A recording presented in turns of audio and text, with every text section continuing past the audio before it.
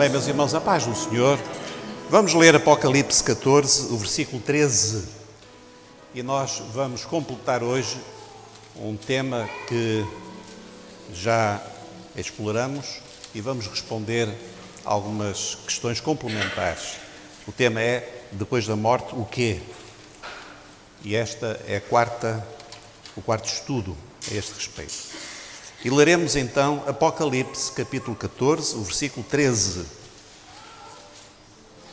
E ouvi uma voz do céu que me dizia: escreve, bem-aventurados os mortos que desde agora morrem no Senhor. Sim, diz o Espírito, para que descansem dos seus trabalhos e as suas obras os sigam. Bem, os irmãos podem ficar sentados. Meus irmãos, nós falamos que há, após a morte, dois destinos.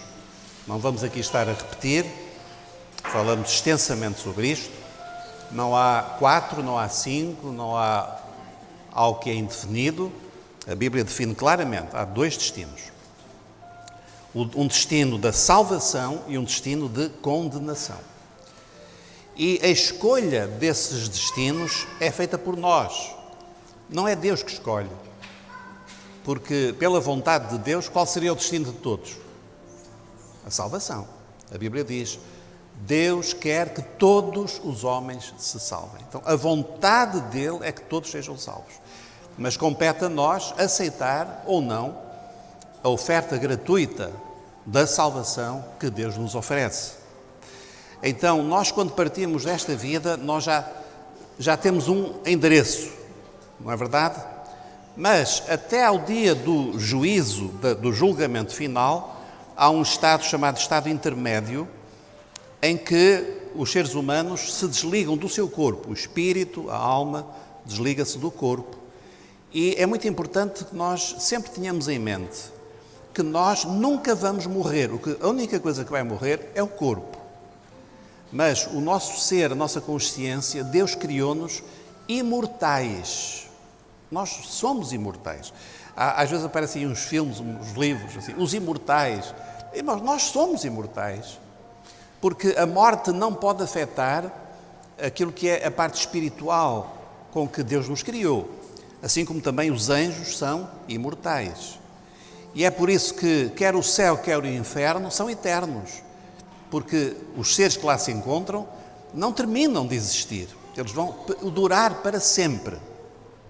Ora, irmãos, então, quando há esta separação da alma e do corpo, do espírito, alma e do corpo, então o ser humano ele vai viver num estado intermédio que o apóstolo Paulo diz é como se nós estivéssemos despidos, quer dizer, a alma está despida do corpo. Ou, como ele também diz, aguardando uma casa que Deus nos vai construir, está a construir, que é o nosso corpo. Nós vamos morar numa nova casa, um novo corpo, quando o Senhor nos ressuscitar. Então, tudo isto nós vimos e não vamos aqui voltar a repetir. Apenas queríamos agora complementar, porque eu sei que os irmãos têm curiosidade em saber algumas coisas, e a curiosidade, quando Deus a contempla na Bíblia, ela é muito legítima. Há coisas que nós gostamos de saber e a Bíblia fala.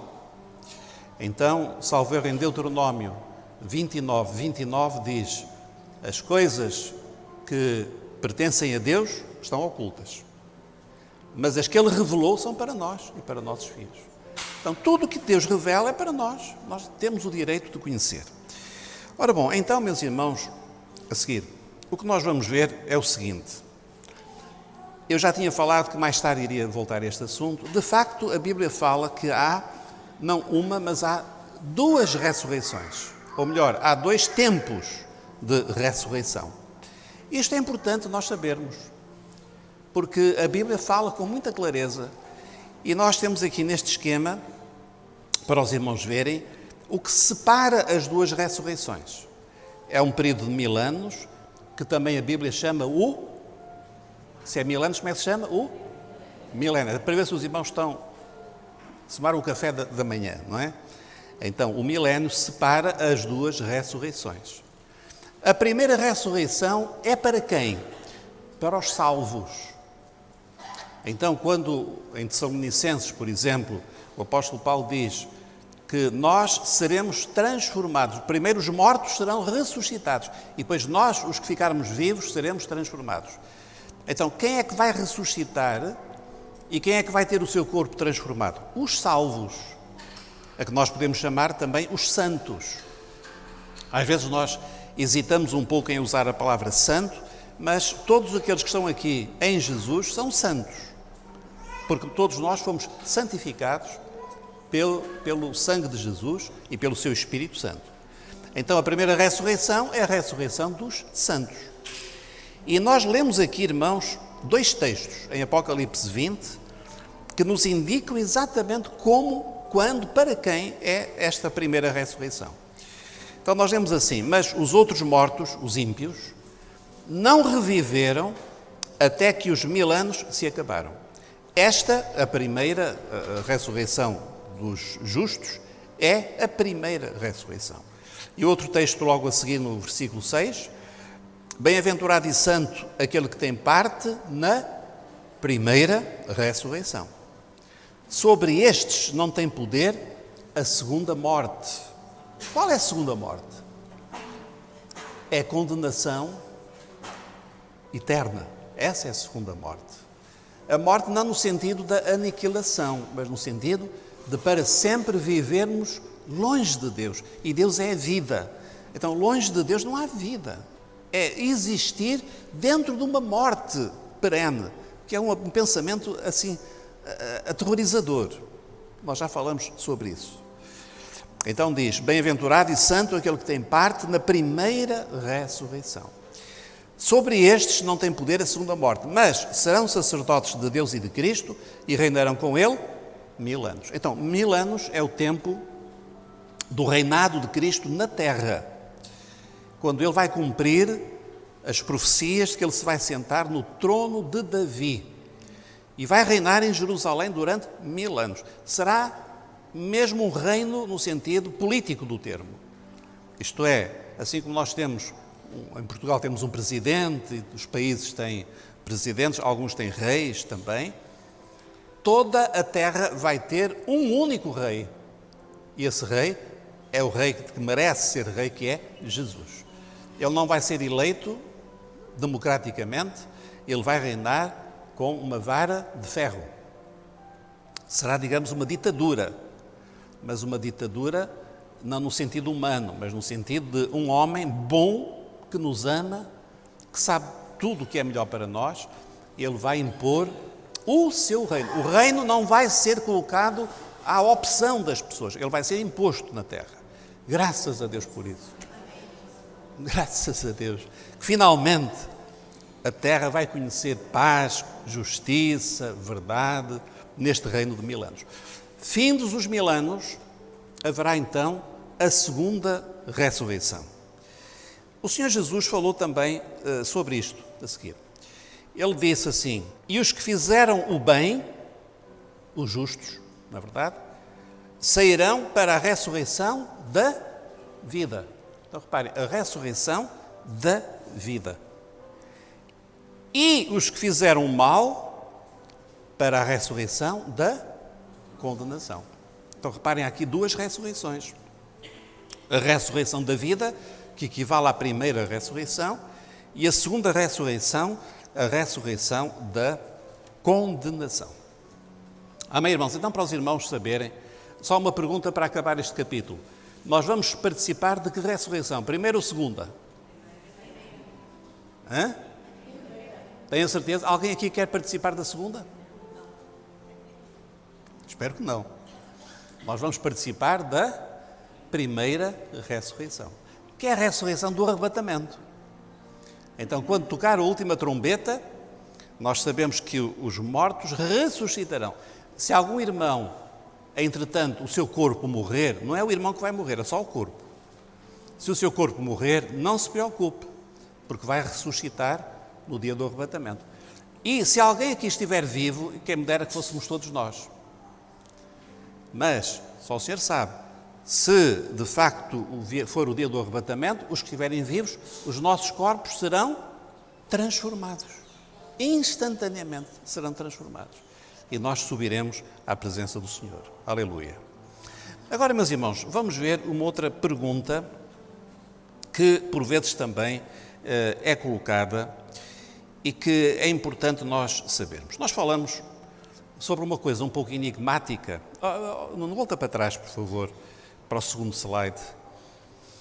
Atrás, esse. Aqui no meio nós temos o paraíso, o tormento, depois temos aqui, não sei se dá para ver bem, escrita uma palavra Hades ou Sheol. Estão a ver? Conseguem ver? Então, o Hades ou Sheol. E nós dissemos que o Hades, que é a mesma coisa de Sheol ou Seol na Bíblia, fala-nos a respeito do lugar onde os espíritos daqueles que morreram aguardam. E então nós explicamos aos irmãos que, de facto, este Sheol, ele tem, digamos, dois compartimentos. E o Senhor Jesus falou na história do rico e de Lázaro a esse respeito. O rico foi para um lugar de tormento, mas Lázaro foi para um lugar chamado o seio de Abraão, o paraíso. Não é verdade? Bom, agora há uma questão muito importante que nós temos de entender, que é o que acontece antes de Jesus e depois de Jesus. Eu vou pedir agora ao irmão para avançar, porque há aqui um aspecto que eu acho que para nós é uma bênção, é uma alegria. Vamos pensar no seguinte: quando Jesus morreu e quando ele ressuscitou, naquele tempo entre a sua morte e a sua ressurreição, o que é que aconteceu? O que é que aconteceu? Nós não vamos especular, nós não queremos especular, nós queremos ver se a Bíblia fala sobre isso. Fala sim. Então eu vou ler aqui este texto e os irmãos vão compreender. Diz assim: subindo ao alto, levou cativo o cativeiro e deu dons aos homens. Ora isto, ele subiu, que é senão, e agora preste atenção, que também antes tinha descido às partes mais baixas da terra. Aquele que desceu é também o mesmo que subiu acima de todos os céus para cumprir todas as coisas. Este texto e outros dizem-nos o seguinte: quando o Senhor Jesus morreu, ele desceu ao Hades, ao lugar onde estão os espíritos daqueles que aguardam. Estou a falar do Hades bom, não é? No sentido daqueles que morreram na fé. Por exemplo, no Hades estavam Abraão, Moisés, Noé, está certo? Quando Jesus ressuscitou, ele desceu a esse lugar dos mortos. Não é dos mortos, o lugar dos espíritos, daqueles que morreram. E ali, ele proclamou a sua vitória. E pegou nos santos do Velho Testamento e levou-os consigo para o alto. Para o alto para onde? Para a presença de Deus.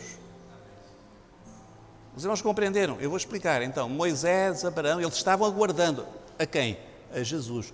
Quando Jesus ressuscitou, ele entrou no Hades, levou consigo todos os santos do Antigo Testamento, os que morreram na fé, que agora estão na presença de Deus. E agora digo o seguinte: e nós, os que vêm depois de Cristo, nós já não vamos para o Hades, nós vamos diretamente para a presença de Deus. Os irmãos entenderam? Os irmãos podem pensar assim: mas o que é que isso me adianta? Irmãos, adianta muito. É que quando nós vemos um irmão nosso que parte, nós sabemos o seguinte: nós sabemos onde é que ele está. Eu gosto sempre de pensar em termos musicais, não é? Então eu penso que a pessoa, quando ela parte daqui, ela entra logo no coro que está a cantar glórias a Jesus. Eu creio que deve ser alguma coisa semelhante. Ela entra logo na glória, não com o corpo ainda, mas os espíritos daqueles que já estão lavados no sangue de Jesus, eles sobem à presença do Senhor. E há outro texto que nos fala disto a seguir, que diz assim: e todos estes, está a falar dos crentes do Antigo Testamento, todos estes, Moisés, Abraão, Noé, enfim, os profetas, todos estes, tendo tido testemunho pela fé, não alcançaram a promessa. Eles não alcançaram a promessa, provendo Deus alguma coisa melhor a nosso respeito. Nós, os crentes do Novo Testamento, nós, os que vimos depois de Cristo, para que eles, sem nós, não fossem aperfeiçoados. Então, os crentes do Velho Testamento aguardaram o quê? Aguardaram Jesus. Aguardaram a vitória de Jesus na cruz e na ressurreição. Então, eles aguardaram ali no lugar dos mortos. Quando Jesus ressuscitou, ele entrou naquele lugar, proclamou a sua vitória e agora ele levou-os para a presença do Pai diretamente. E os irmãos podem talvez pensar comigo, e todos vamos responder: quem foi o primeiro que entrou diretamente com Jesus na presença de Deus? Quem foi o primeiro crente do Novo Testamento que entrou logo na presença do Senhor? Quem foi? O ladrão na cruz, exatamente. O ladrão na cruz. E nós pensamos assim: mas que injustiça! Podia ter sido assim um apóstolo. Não, foi o ladrão na cruz, porque o ladrão na cruz são os pecadores. Não é gente boa, não. São pecadores que se arrependeram, que creram. E quando Jesus olhou para aquele homem que disse: Senhor, lembra-te de mim quando entrares no teu reino, o que é que Jesus disse? Hoje mesmo estarás comigo no paraíso. Então, Jesus levou com ele para a presença do Pai. Não é maravilhoso? Então nós, repito, a nossa expectativa é nós sermos arrebatados, mas por alguma razão o Senhor quiser antecipar essa bênção para nós, então o nosso corpo vai ficar por aqui mesmo e nós vamos para onde? Para a presença do Senhor, diretamente para a presença do Senhor. Não é maravilhoso isto, irmãos? Eu não estou a ver os irmãos muito entusiasmados. Acho que os irmãos querem ficar mesmo aqui a passar férias. E é por isso que nós vemos, lá na eternidade, em Apocalipse, nós vemos 24 anciãos que estão a glorificar aquele que está no trono. Porquê é que são 24? 12 fala das 12 tribos de Israel. E os outros 12 fala dos 12 apóstolos. Então, são os santos do Velho Testamento e os santos do Novo Testamento. Fala dos crentes de Israel e os crentes da Igreja, são os 24 anciãos. E é por isso que é muito importante nós compreendermos: a ressurreição é também para os crentes do Antigo Testamento. Não é só do Novo Testamento. Todos os crentes, aqueles que já estão, o seu espírito está na presença do Pai, eles depois receberão um corpo novo na primeira ressurreição. Amém, irmãos? Glória a Deus. É muito bom que o Senhor tenha deixado isto na sua palavra para nós conhecermos e termos esta alegria. E o que é que aconteceu então ao Hades? Irmãos, neste momento o Hades está vazio. Jesus esvaziou, ficou vazio, porque a sua vitória levou cativo o cativeiro. E agora ele está já na glória e com ele estão também todos aqueles que partiram na fé. Louvado seja o nome do Senhor. Então, a partir de Jesus, todo o crente vai imediatamente para a presença de Deus. E os ímpios? Não, os ímpios continuam no Hades. Continuam à espera de quê? Da segunda ressurreição. Da ressurreição da condenação. Amém? Então, este é um ponto que eu queria aqui também deixar aos irmãos. Vamos agora passar para um outro ponto que nós não falamos, mas que noutras ocasiões nós já temos falado e que é também muito prático para nós. São as recompensas dos crentes. Vamos ler aqui um texto. Nós sabemos, irmãos, que todos nós, os servos do Senhor, nós vamos comparecer perante o tribunal de Cristo. É muito importante que os irmãos não confundam o tribunal de Cristo com o juízo do grande trono branco. O juízo do grande trono branco que nós encontramos em Apocalipse 20 não é este tribunal. Esse é o juízo da condenação, que é depois do milénio. Mas antes do milénio, nós vamos reunir-nos com o Senhor, já ressuscitados, ou os nossos corpos transformados, e nós vamos ser julgados, mas não julgados no sentido de condenação ou salvação, porque quem está lá já está salvo. Mas nós vamos receber os chamados galardões ou recompensas. A respeito do tribunal de Cristo, diz aqui o apóstolo Paulo, em Romanos 14:10, diz assim: mas tu porque julgas teu irmão, ora tu também porque desprezas teu irmão, pois todos havemos de comparecer ante o tribunal de Cristo. Então, cada irmão que está aqui vai comparecer diante do tribunal. Eu vou repetir isto que é muito importante. Não é para o irmão ser salvo ou condenado, porque o irmão já está salvo. Se o irmão for julgado no tribunal, nem é bem julgado, é avaliado no tribunal de Cristo. Se o irmão está lá, é porque já está salvo. Amém? Não é para condenação. Agora, há uma coisa muito importante, é que nós vamos ser avaliados pelo Senhor.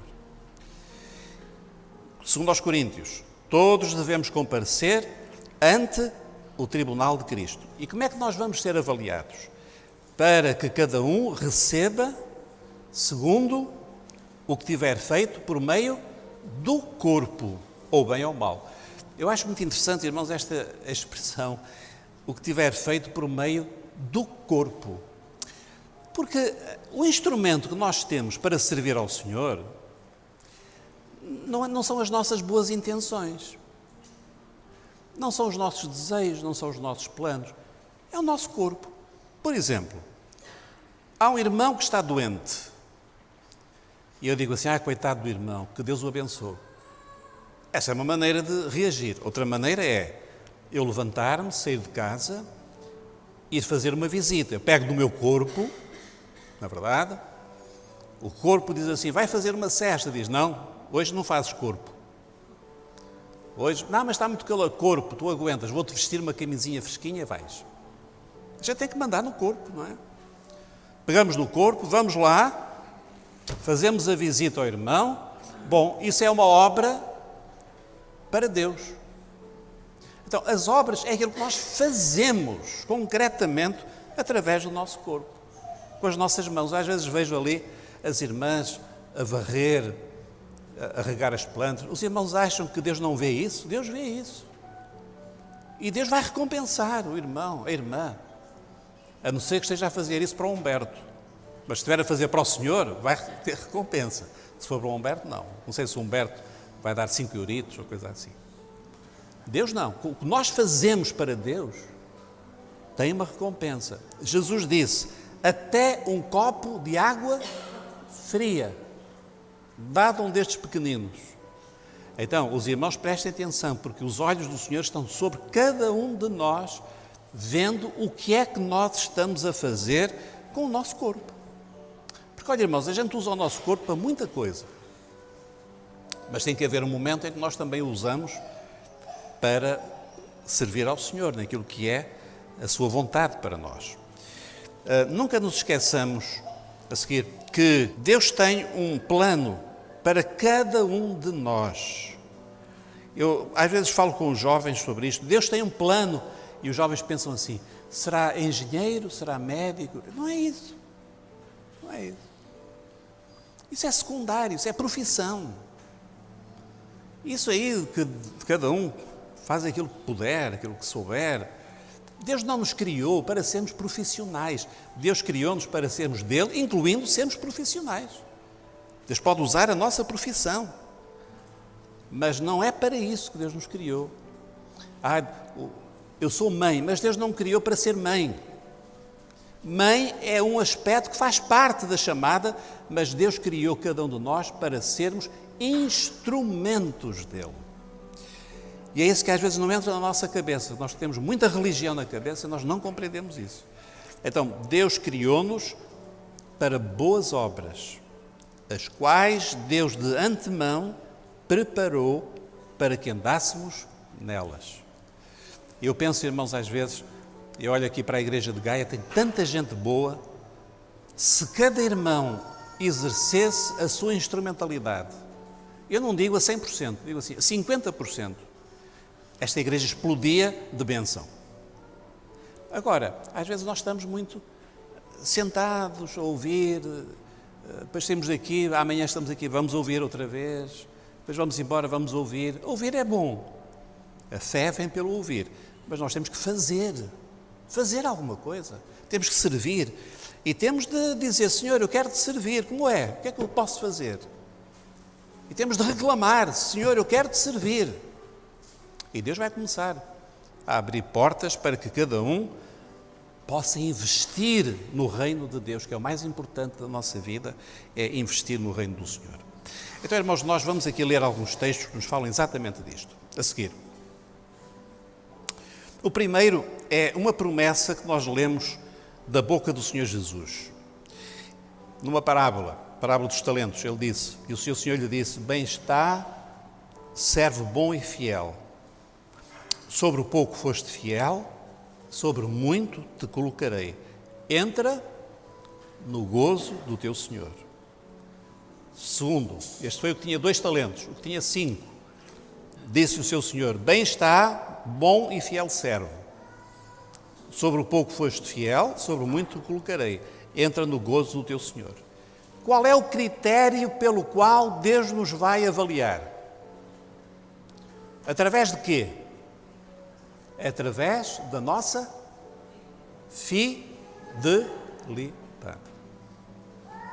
Bom está, servo bom e fiel. Fidelidade. E servo bom porquê? O que é um servo bom? O que é um empregado bom? Quando nós vemos, às vezes, um patrão que diz assim, tem lá na empresa um empregado bom. O que é um empregado bom? É a mesma coisa, irmãos. Um servo bom é aquele que é trabalhador, aquele que cumpre as ordens. Esse é que é o bom. O bom servo é esse. Então nós temos, irmãos, que compreender que o Senhor olha para nós como seus servos, Ele dá-nos, a um dá 2 talentos, a outro dá 5, seja o que for. O importante é cada um de nós ser bom trabalhador e, sobretudo, ser fiel ao Senhor. E a recompensa é, entra no gozo do teu Senhor. Haverá alegria na presença do Senhor. É a promessa que o Senhor nos faz. Então, nós temos que ver que o que nós fazemos aqui na Terra vai ter reflexos diretos na nossa existência na eternidade. Agora, há uma coisa importante. Quanto tempo nós vamos viver na eternidade? Já pensaram nisso? Quanto tempo? Quanto tempo é que nós vivemos aqui na Terra? Por exemplo, os irmãos acham que eu vou viver ainda mais na Terra quanto tempo? Sim. Pastor, pelo menos mais 6 meses.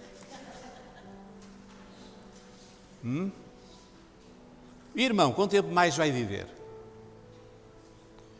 O irmão tem muito pouco tempo. Mas o que o irmão fizer neste pouco tempo vai se refletir durante quanto tempo? Toda a eternidade. Toda a eternidade. É por isso, irmãos, que é absurdo aqueles que vivem no pouco tempo que nós temos aqui, investindo nesta vida que dura muito pouco tempo.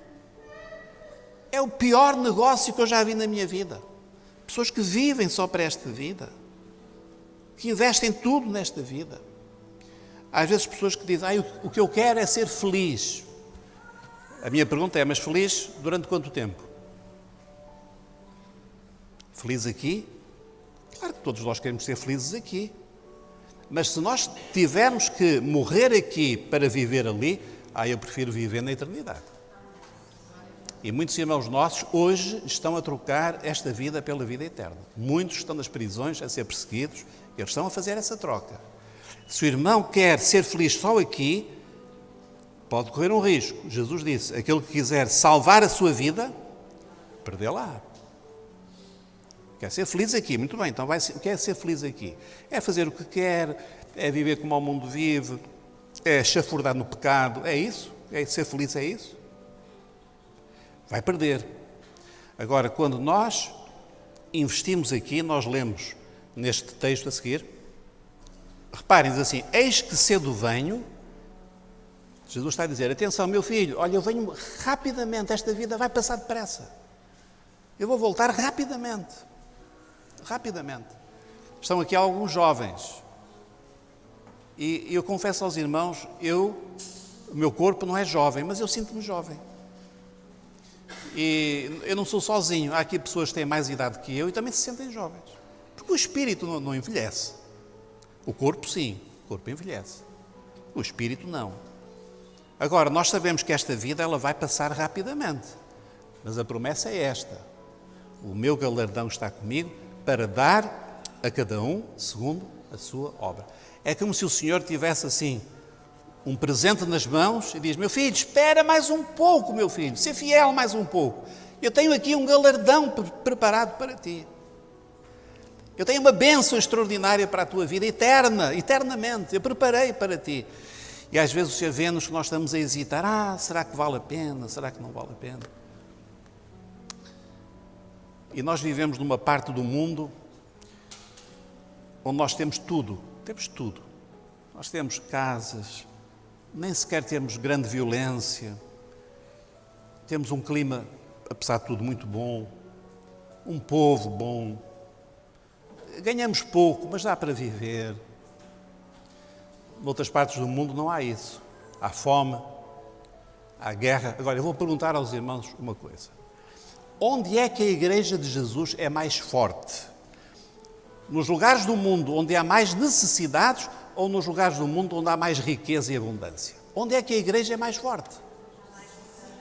Irmãos, a Igreja é 100 vezes mais forte nos lugares onde há perseguição, onde há luta, onde há às vezes miséria, mas a Igreja busca ao Senhor e serve ao Senhor porque sabe que ela não tem aqui nada para esperar, mas ela espera tudo no Senhor e no galardão que Ele tem para dar. E às vezes, irmãos, aqui nesta parte onde nós vivemos, a Igreja não cresce pouco. Os irmãos fazem um favor, às vezes, de servir ao Senhor. Irmãos, eu acho que Jesus deve estar cansado dessa Igreja, não é? Cansado, deve ser muito difícil aguentar uma Igreja que não se entrega, que tem medo de sofrer, tem medo de perder, tem medo, sei lá de quê. E nós temos, irmãos, que vencer isso, porque o Senhor diz, o meu galardão está comigo. Para quem? A cada um segundo a sua obra, aquilo que nós fizermos no nosso corpo. Então, irmãos, nós temos que mudar um bocadinho a nossa mente. Em vez de andarmos a perder tanto tempo a orar por nós, Deus, Senhor, que agora no concurso eu possa ganhar o primeiro lugar, lá no emprego. Está bem. Senhor, dá-me uma casa maior. Eu queria uma casa, Senhor, tu sabes, uma casa com um quintal. Não sei como é que me lembrei agora do quintal. Senhor, tu sabes que eu quero um carro de 7 lugares. Irmãos, esse tipo de oração é ridícula. Deus não merece esse tipo de oração. O irmão ora de uma maneira mais nobre. Busque o Senhor pela salvação das almas, por aqueles que estão a caminho da condenação, aqueles que estão ao seu lado. Liberte-se do comodismo. Nós temos, eu sei que os irmãos estão comigo neste desejo, nós temos que vencer uma grande batalha aqui no nosso país. O nosso país está amarrado por laços malignos. Só a Igreja pode desamarrar, pode vencer, só nós conhecemos o segredo, que é o Evangelho de Jesus. E nós não vamos agora perder o tempo a orar por empregos e por isto e por aquilo, quando temos um desafio tão grande. Agora, o resto se dá, os empregos, o resto se dá. Mas nós temos que colocar uma prioridade na nossa vida. A seguir, palavra de Deus fala das coroas. Este texto é um texto maravilhoso que diz assim. É uma visão em Apocalipse, diz. E os 24 anciãos representam o quê, irmãos? É só para ver se está a fixar, não é? Representam Israel e a Igreja, que estão na presença do Senhor. E adoravam o que vive para todo o sempre, e lançavam as suas coroas diante do trono. Então eles viram tanta glória, a gratidão a Jesus era tão grande, que eles tiraram as suas coroas, eles atiraram para o Senhor. É como se dissessem, Senhor, Tu é que és digno.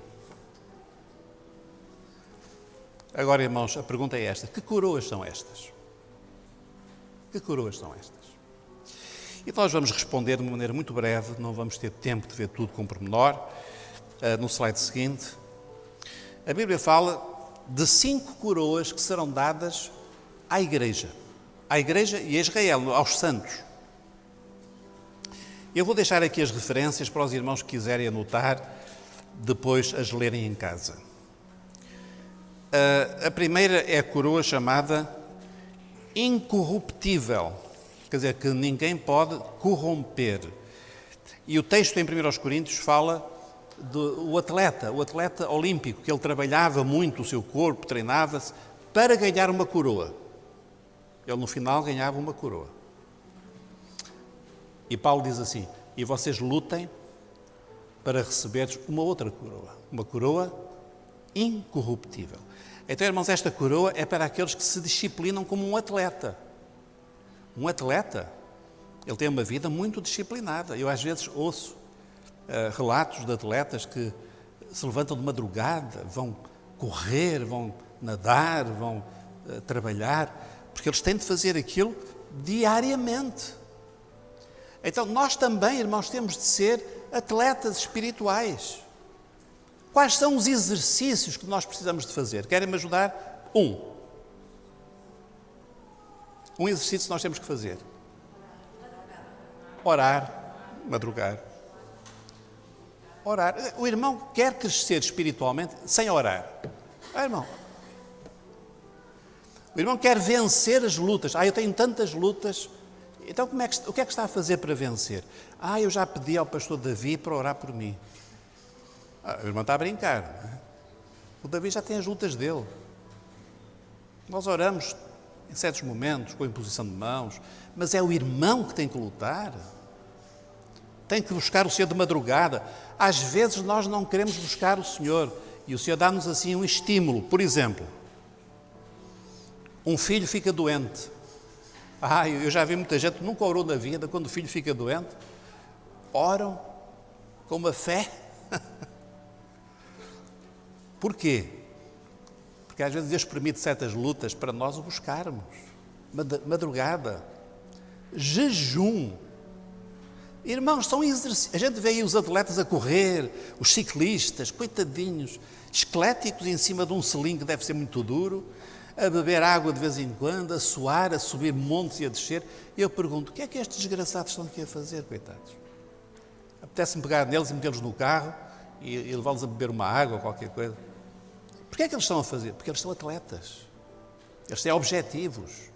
Irmãos, quando nós oramos, quando nós nos levantamos de madrugada, quando nós nos abstemos de uma refeição, de 2 refeições ou mais, nós somos atletas para ganhar uma coroa incorruptível.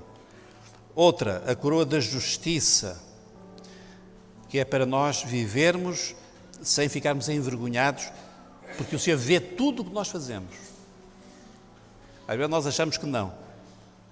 Senhor, eu hoje vim aqui a este lugar, permite que não haja nenhum irmão da igreja que me veja. Não adianta.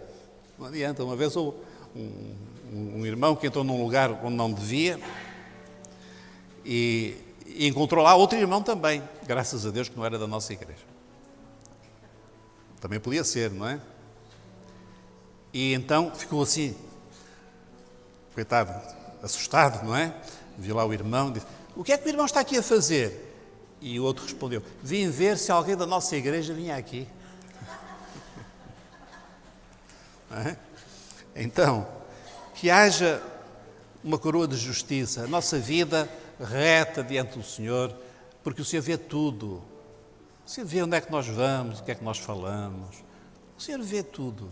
Então, a coroa da justiça é para aqueles que vivem em santidade na presença do Senhor. A coroa do gozo ou da alegria, que tem a ver com a alegria que Paulo manifestou por aqueles que ele ajudou a conhecerem a Jesus. Ele evangelizou, ele acompanhou. Hoje nós estamos a ter um grande trabalho de evangelização, ainda vamos aperfeiçoá-lo. E um dia nós vamos olhar na eternidade para algumas pessoas que estão ali, Deus queira que sejam muitas, e vamos dizer assim: esta é a minha coroa de alegria. Porque fui eu que falei. Deus usou-me para acompanhar. São a coroa do gozo, da alegria. A coroa da glória, que o Senhor fala sobretudo para aqueles que ensinam, que pastoreiam, que estão envolvidos com o rebanho. Às vezes o diácono que está à frente do grupo de assistência, a irmã que está no trabalho das senhoras, o irmão que está a dar acompanhamento a um mais novo. Há uma coroa, a coroa da glória. E a coroa da vida? A coroa da vida é para todos nós, para todos aqueles que perseverarem até ao fim. Mas eu sugiro aos irmãos que leiam estes textos, porque têm de facto lições maravilhosas. A seguir, então o Senhor fala de tesouros incomparáveis que Ele nos vai conceder quando estivermos na sua presença. Não ajunteis tesouros na terra, onde a traça e a ferrugem tudo consomem, e onde os ladrões minam e roubam. Mas ajuntai tesouros onde? No céu. E, bom, nós temos de compreender que o céu, quando diz assim, juntar tesouros no céu, é muito melhor do que a Caixa Geral de Depósitos. Às vezes há irmãos, eu acho que não sabem muito bem isto. Estão muito preocupados em juntar dinheiro no banco. Está bem. É para uma fatalidade. A fatalidade é que morre e deixa o dinheiro para os herdeiros. Bom, mas o Senhor diz assim: meu filho, junta no céu, porque no céu vai dar muito rendimento. Então no céu nós vamos ter grandes tesouros. E eu confesso, eu sou um pouco ambicioso. Quem me dera a mim ter muitos tesouros no céu. Infelizmente, para já não tenho grande coisa. Mas espero ainda, no pouco tempo que eu tenho, que o Senhor me ajude a juntar tesouros no céu. Porque aqui na terra vai ficar tudo. Já todos perceberam, não é? Aqui fica tudo. Agora, no céu, não. A juntar tesouros no céu, onde nem a traça nem a ferrugem consomem, onde os ladrões não minam nem roubam. Então, às vezes há países que estão numa fase, parece que estão economicamente bem, de repente vem uma depressão e as pessoas perdeu 50% da fortuna. Sim, de um dia para o outro. Houve já na história, chamada a Grande Depressão nos Estados Unidos, milionários que se suicidavam porque perderam tudo. Porque, irmãos, no mundo é isso mesmo, a traça, a ferrugem, os ladrões minam, roubam. Agora, no céu não. Porque onde estiver o vosso tesouro, aí estará também o vosso coração. E é muito fácil nós discernirmos na vida de um irmão onde é que está o seu coração.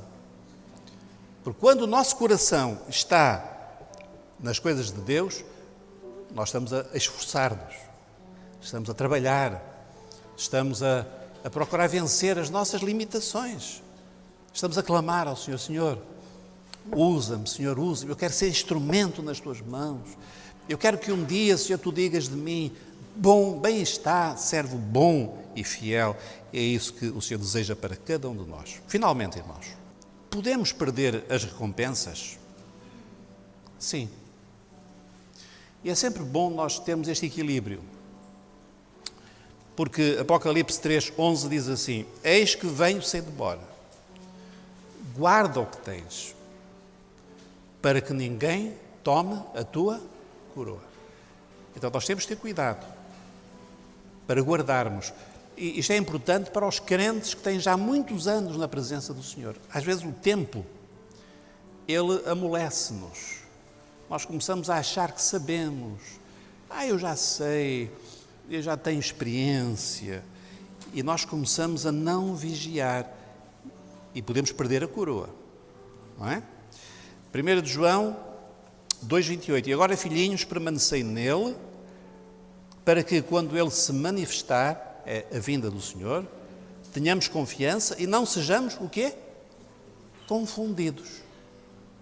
Quer dizer, vai haver irmãos que quando Jesus vier, eles vão dizer: ai, que vergonha, eu não estou a servir ao Senhor como eu precisava de servir. Se eu soubesse que Jesus vinha hoje, eu tinha feito isto, tinha feito aquilo, mas agora já é tarde demais. E haverá irmãos que vão ser confundidos.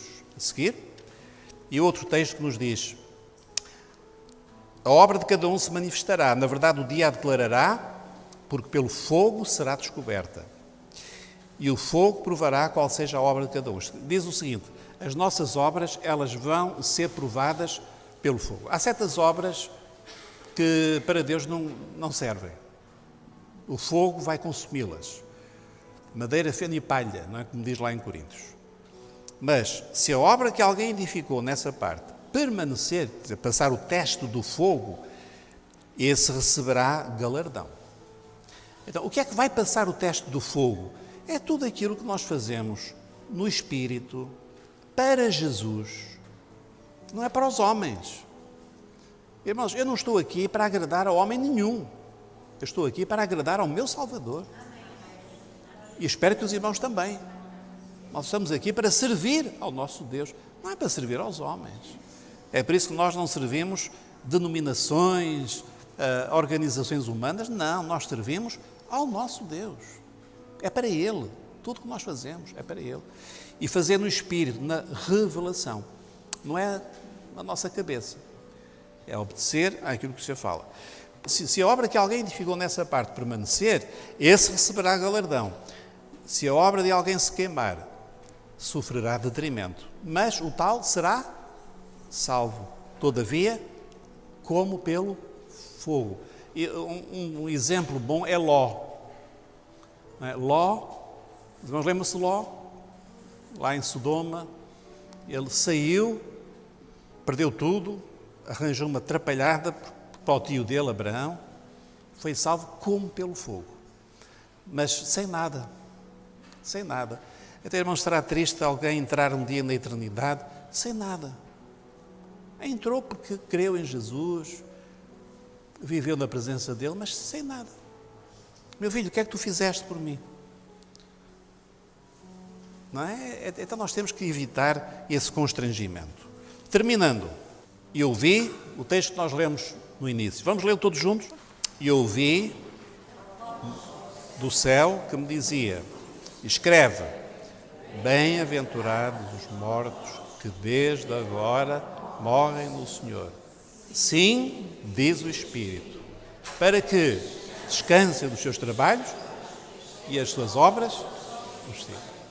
Amém? Então, graças a Deus, porque um dia nós vamos estar na presença do Senhor, ou pelo arrebatamento, ou pela morte física, nós vamos estar na presença dEle. E nós vamos ser bem-aventurados. Bem-aventurados. Aqueles que descansam dos seus trabalhos. Agora, lembrando o seguinte, que as nossas obras nos vão seguir. Quando nós vamos entrar na presença do Senhor, nós levamos um conjunto de obras. Lá em Cantares diz: se meu amado descesse ao seu jardim e comesse do fruto que eu tenho para lhe dar. Amém? Vamos glorificar o nome do Senhor, cantando um louvor.